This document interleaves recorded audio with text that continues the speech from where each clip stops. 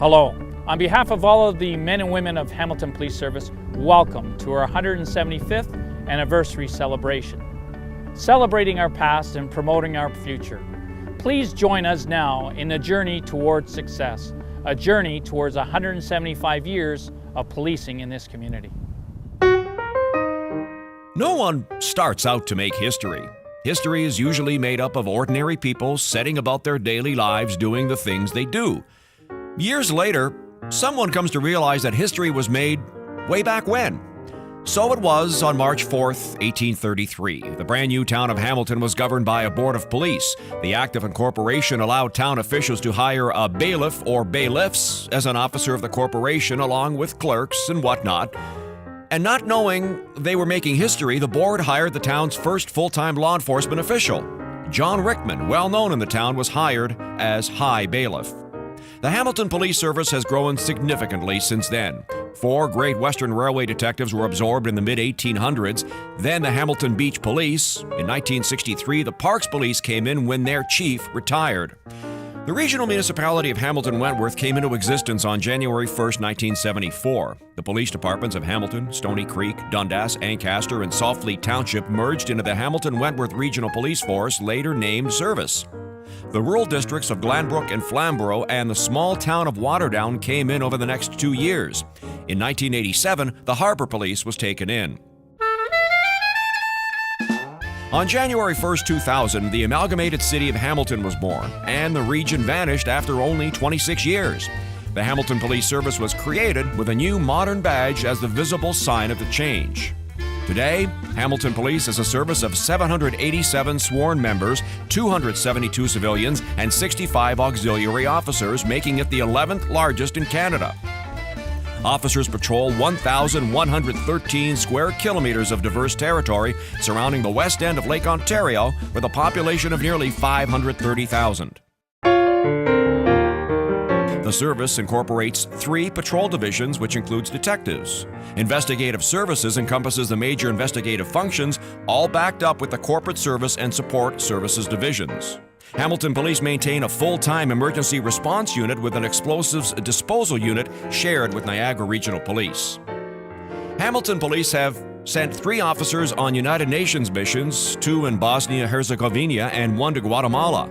Lost 7 officers in the course of duty, respond to about 86,000 calls for service annually.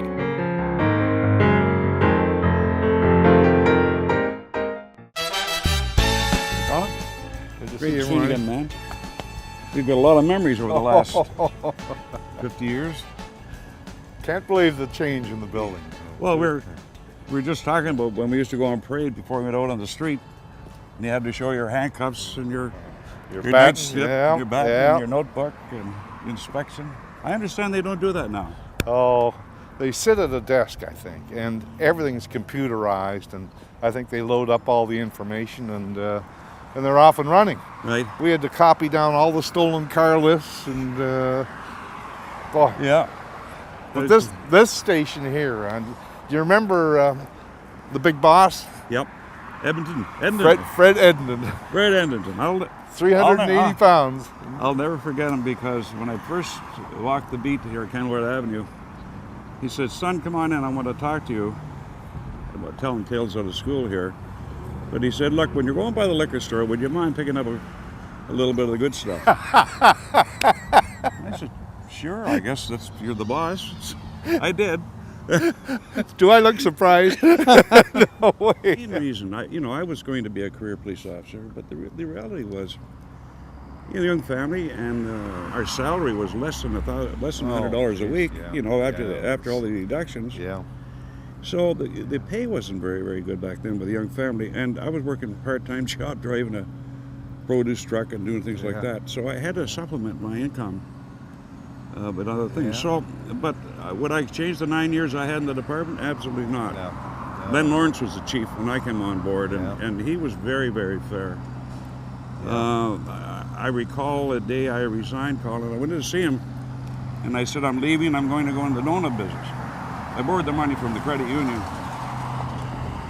And he said, "Look," and I gave him 2 weeks notice or whatever I did. And he said, "Look, I'll tell you what I'll do. I'm going to put this resignation in my desk. in case you change your mind, Yeah. you still got a job here. So he was a very fair man. Fine. Oh, I liked Chief Chief boy. Lawrence. He was a great boy. chief.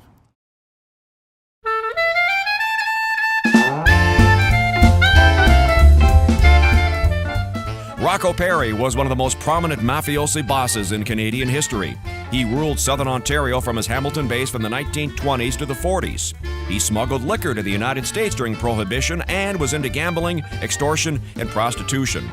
Feeling the heat from police and his rivals, Perry was last seen in Hamilton on April 23, 1944. Now, rumor says he was dumped in a Burlington Bay in a cement-filled barrel, but there's evidence he moved to the Rochester area in the U.S., where he died in the 1970s.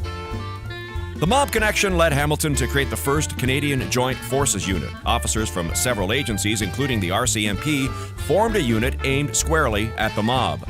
Organized crime grabbed the headlines, but it was the small stuff that created most of Hamilton's headaches, and still does.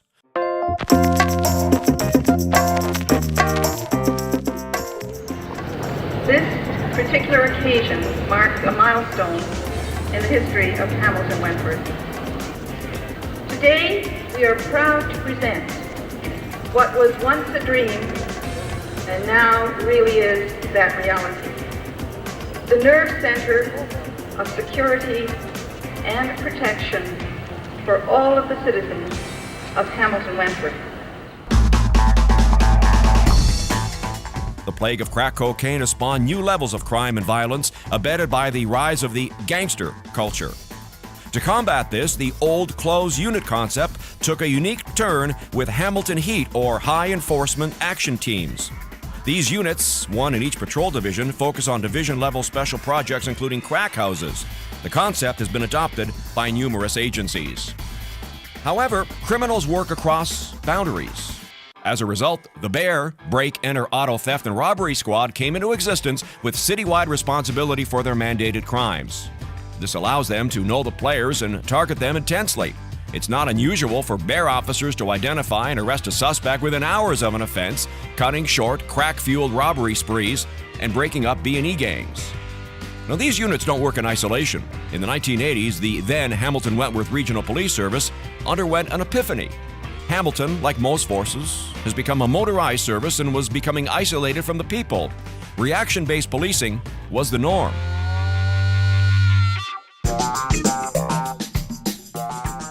Intelligence from all sources, including the public, is widely disseminated. It's uncommon now to find an unknown criminal, and when they do, they're usually rapidly identified. Officers, seconded to work with the provincial and federal parole officers, have also proven remarkably effective in its preventative intelligence efforts. The new paradigm is constant change. The key is the mission, not the methods. The newest example of this is the award-winning Neighborhood Safety Project. NSP is a policing model that's quickly building an impressive resume of success and versatility. NSP involves a cultural change, moving the Hamilton Police Service from time-based squad deployment to a geographic-based deployment. The future is wide open. Recognizing that criminals cross municipal boundaries, Hamilton has built a reputation as a collaborative service working with national and international agencies. Today, Hamilton is a leading-edge, intelligence-led, community-based, full-function modern police service. A 175th anniversary is quite a milestone, but what is truly remarkable is the men and women of the service, past and present, who have brought the service to where it is today. Their commitment to the community is without parallel. 175 years. What a wonderful milestone. It gives me great pride and joy to express to all the members of this service, both sworn and civilian, who have committed and dedicated themselves to this community and the needs of the people within it.